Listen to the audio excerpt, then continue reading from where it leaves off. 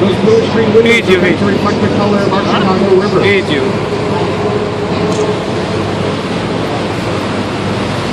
Now, if you had been on this river about 100 years ago, it would have been a very different location. Much less scenic. There were a number of warehouses out in the banks and quite a bit of industrial traffic in the waters. هذا الترانسفورمر 4 The original warehouses on filming Chicago here. That is the Reed Murdoch Center, built in 1914 and designed by George Nimitz. That structure is actually concrete and steel. At one point, there was traffic court. You did go there to pay your parking and traffic tickets.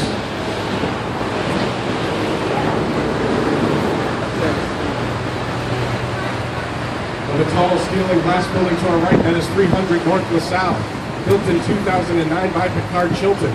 It is a gold certified LEED building. LEED stands for Leadership in Energy and Environmental Design.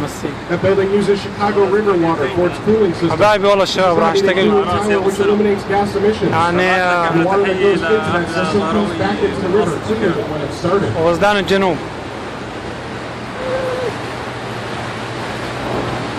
طب حطوني في الموضوع. A massive structure that has come up to our right. تفوز الموضوع انت؟ ما خلص انت معروف انك It is a limestone building done in the Art Deco style. بزعلك عم هنا. And that has 4.25 million square feet of space, 8 miles of corridors, and 500 showrooms. It was built to consolidate 14 show houses for the apparel and furniture industries.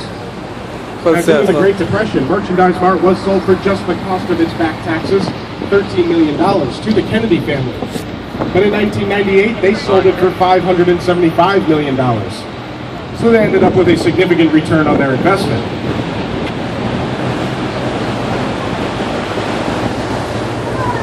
This next building to our right is the current Chicago Sun-Times building.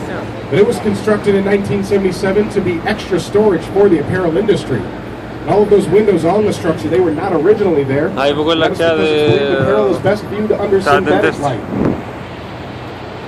And the trees along the bank of the river, and the parking area just behind them. That area is known as Wolf Point, and it plays an important role in the history of Chicago. That is the site of the first non-native settlement here. هاي That is الجسر also where some of our city تطورها. founders got together, probably over a tankard of ale, decided they needed to name this place something. They chose a Native American word, Chicagua. Translates to tall, strong, and bold. Of course, it does have another possible translation. That is stinky onion, referred to the wild onions that grew along the banks of the Chicago River.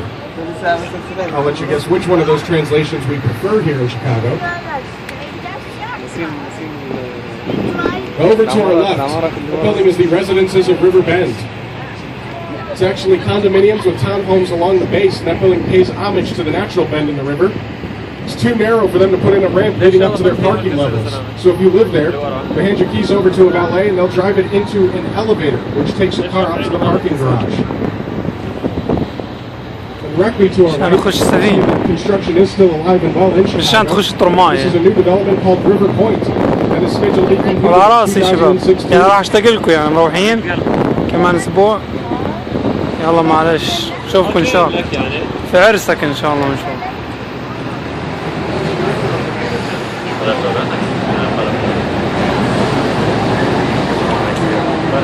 Now coming up after the bridge to the right, this is the former Butler Brothers building. Constructed in أهلا وسهلا فيكم في 1922 by شيكاغو. Graham Anderson, Probst and White. It is a good example of near West Side style industrial architecture. It was originally for materials for a mail order firm, but it has since been converted into condominiums and lofts. 14 stories high with arched Romanesque windows on the upper level.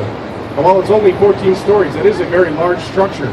To give you a sense of the size of that building, it does have 128 massive columns per floor.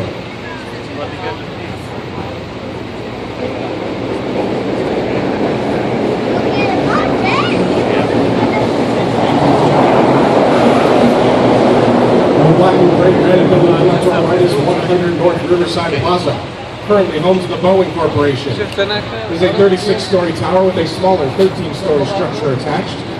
That is built over the air rights to the railroad. In the railroad. شايف هذا البوينغ ساهر هذا البوينغ لشركة طيران. That 13-story structure, that is on top of the switching tracks. And because of that, they could not put in any columns or caissons to support it. Would have been an accident waiting to happen on the tracks below. So instead they put 5 external trusses on the roof of that building. And it is cantilevered off of piers in the taller tower. Now, while you break bread and build a flat tower, right is 100 North Riverside Plaza, currently home to the Boeing Corporation. It is a 36-story tower with a smaller 13-story structure attached. That is built over the air rights to the railroad. In the railroad. أنا Now, once you come out from under the bridge, if you look back up at the roof, you'll see one of those 5 external trusses. That is what supports that building. If you went up to its base, you could pass completely underneath because it is not supported from the bottom. Then directly on our right is 2 North Riverside Plaza, built in 1929. It's a limestone building done in the Art Deco style. And that is the first building erected over the air rights to the railroad. 29 stories high with a setback along the river to allow for a plaza. But in the 1930s, it was a popular location for big band concerts.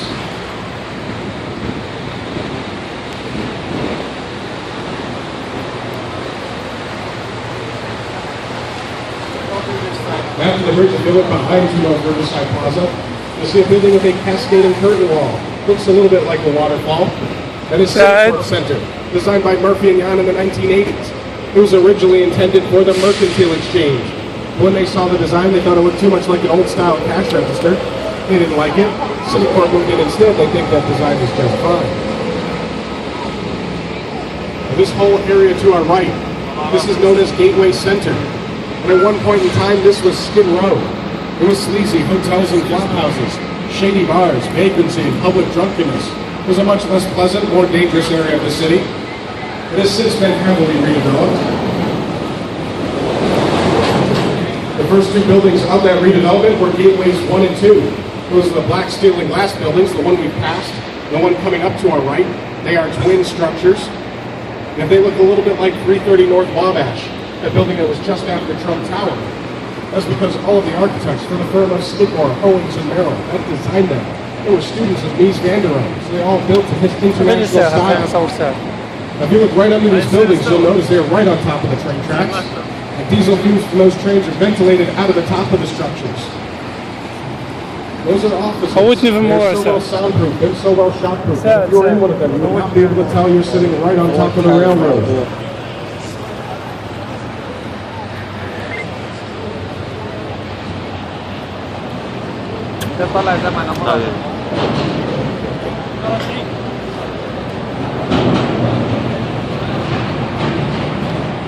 Hey bro.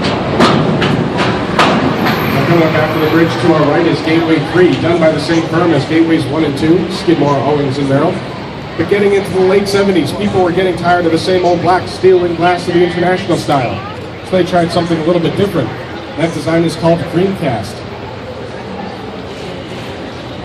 We're going to start to turn around here, and as we do, if you look towards the front of the vessel, coming up in between the 2 buildings along the river, you'll get an excellent view of Willis Tower, the former Sears Tower. As I mentioned before, our tallest building here in Chicago. For 25 years, that was the tallest building in the world. The current tallest building in the world is the Burj Khalifa. And up until very recently, that was still the tallest building in the United States in the Western Hemisphere. They completed a tower on the site of the former Twin Towers in New York City. That has surpassed it in height. Now, if you look all the way up to the top, you'll see some structures jutting out from the sides. Those are skyboxes. If you're so inclined, you can go up to those levels, step out into one of those boxes. It is a glass floor and glass on all sides. Somewhat of a daunting experience, but it does provide you with one of the best views of the city.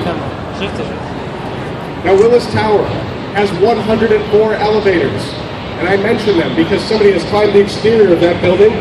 They did so using homemade suction cups. However, when they got to the top, they were promptly arrested by the police. We do suggest if you want to see the views from the top of Willis Tower, it is probably best to use one of their 104 elevators. نقدر نصورها بسونج عليها الفيديو. ساهر.